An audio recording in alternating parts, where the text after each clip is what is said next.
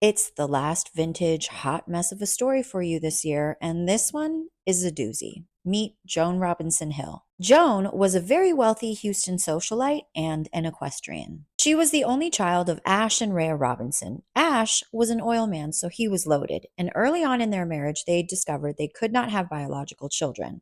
So they adopted Joan when she was just 1 year old and they lavished her with love. She started riding horses at just 3 years old and she was obsessed. So she grew up competing in horse shows. Although these photos are grainy, you can see she was lovely. So she grew up, she went to college. She was so beautiful, in fact, MGM Studios invited her to go to Hollywood to take a screen test, but her father was like, that's not for you. So she continued to focus on her horses. I should mention that her parents were just a little bit overprotective. When she went to college, her mother moved into an apartment near the campus, and her father visited her all the time. But Joan was determined to do her thing, and before the age of 20, she got married twice. Hubby number one, a man named Spike. Now, obviously, this is a later photo of him, but her parents did not approve, and they got divorced before 6 months. Hubby number two, a childhood friend named Cecil. This marriage also didn't last longer than 6 months. She continues to compete, she's winning tons of awards, and when she was 26, she meets and marries a guy named John Hill. Now, he was a physician. He wasn't very good. There were a few instances of medical malpractice. He was a plastic surgeon. Because she was somewhat of a daddy's girl, and because her daddy was loaded, they lived on a property that her father owned.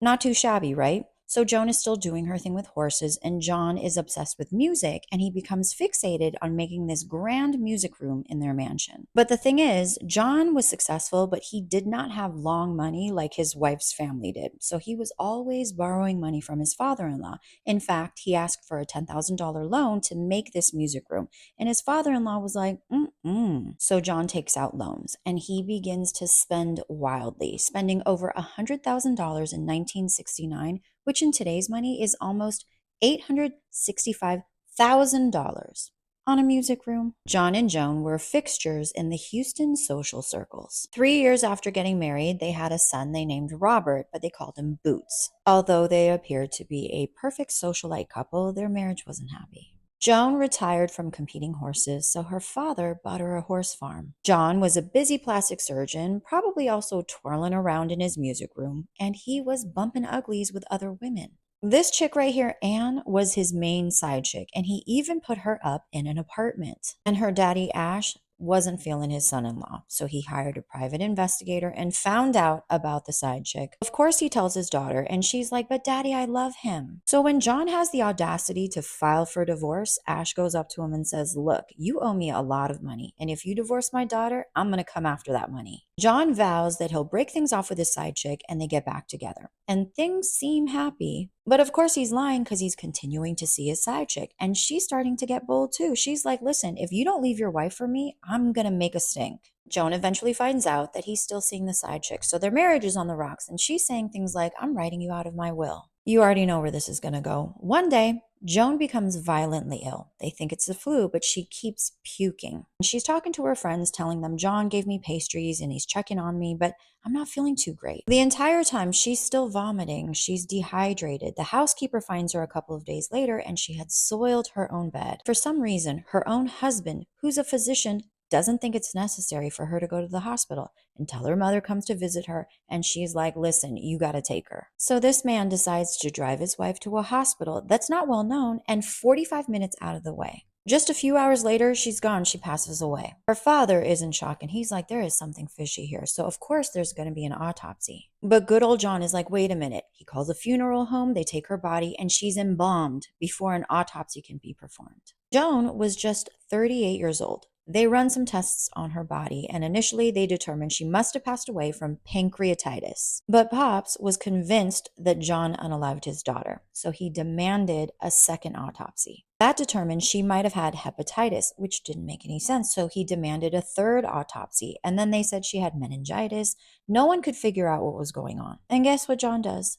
3 months after his wife passes away, he marries his side chick. 3 months. Ash believes John poisoned his daughter, and he is determined to make his son-in-law pay. Oopsie, the sound went out right here, but because her body was prematurely preserved, they couldn't determine the cause, so they charged him with unaliving by omission. In the meantime, John and the side chick are getting divorced. It hasn't even been a year, and his attorney is like, don't do it because now she can testify against you. And she did. She basically says he admitted that he unalived Joan and that he tried to unalive her as well.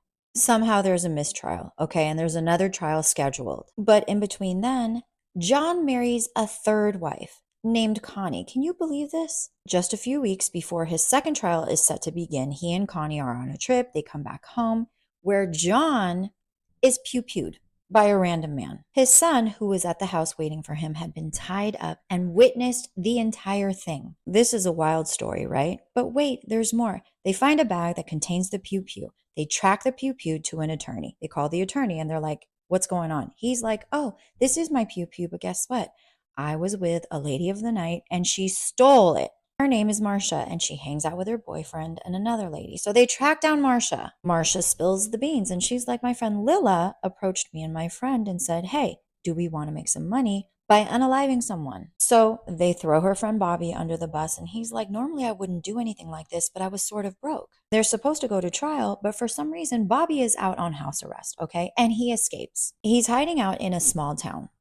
Duh. And a police officer there looks at him and is like, he doesn't belong. So he figures out that this guy is Bobby. And there is a pew-pew out, and Bobby is unalived. Marcia was tried and convicted for being the getaway driver, and she was sentenced to 10 years, only serving 5. Lila also went to trial, and she said Ash offered her $25,000 to find someone who would unalive his son-in-law. She only gave $5,000 of that to Bobby. She was sentenced to 35 years in prison and passed away behind bars from breast cancer. As for Joan's dad, Ash Robinson, he denied the allegations. No charges were ever filed. He and his wife moved to Florida to get away from everything. Now, some people think Joan may have passed away from toxic shock syndrome, which wasn't known back then. I don't think I'm buying it. All I know is that this was a messy socialite tragedy. What do you guys think? Do you think her husband did it? And do you think her father did it?